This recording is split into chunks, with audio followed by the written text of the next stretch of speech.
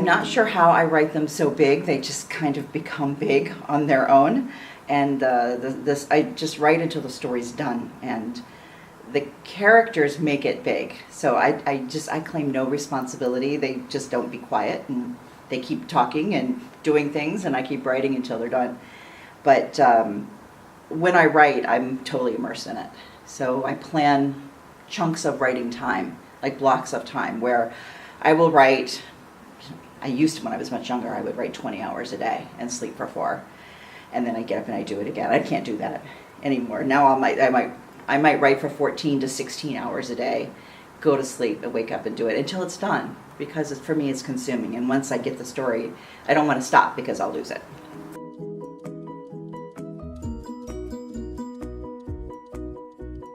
There's a minor character in that book called Mia Mitchell.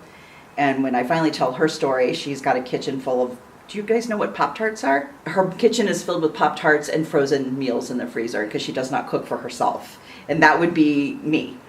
She also doesn't read poetry very well, and that would be me. And she likes the dirty limericks, and that would be me too. So she's in that book. But there are probably pieces of me in all of probably pieces of me even in the villain, if I'm completely honest. But more the logic. Because when I write the villain, I just write, if I were bad, this is what I do. And that's what they do.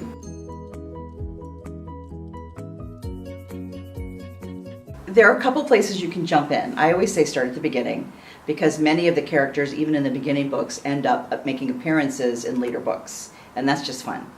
But you don't have to do that. If you start at the beginning, and I probably couldn't pronounce the Dutch titles if I had them in front of me, but the first book in English is Don't Tell.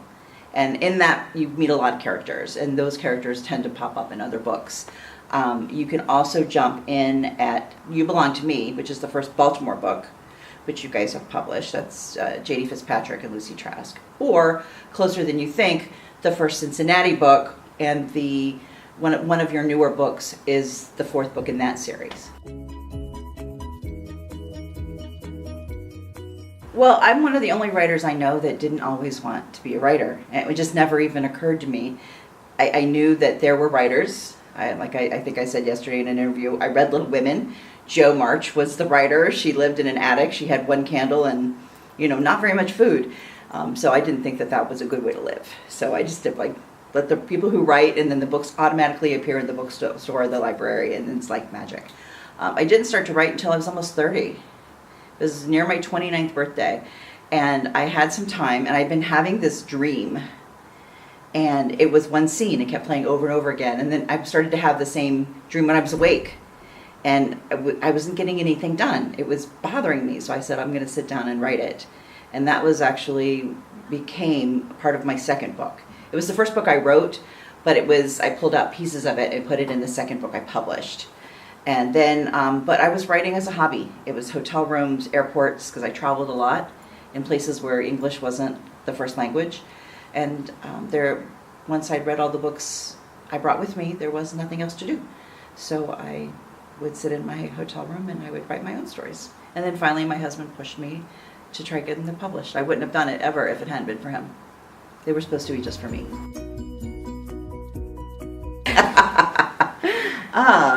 Let's see. That's a really good question. I do read, there's a couple of men that I read that I would have liked to be. I think Ken Follett. He writes such a good story, and his evil characters are so very evil. And I got to meet his wife once, and she was very interesting. So she told us stories about how they met. He just sounds like a very nice person. So yes, that Ken Follett. So I want to thank all the readers for sending in the questions. I hope that you got good answers. And dank je wel. No, dank je wel.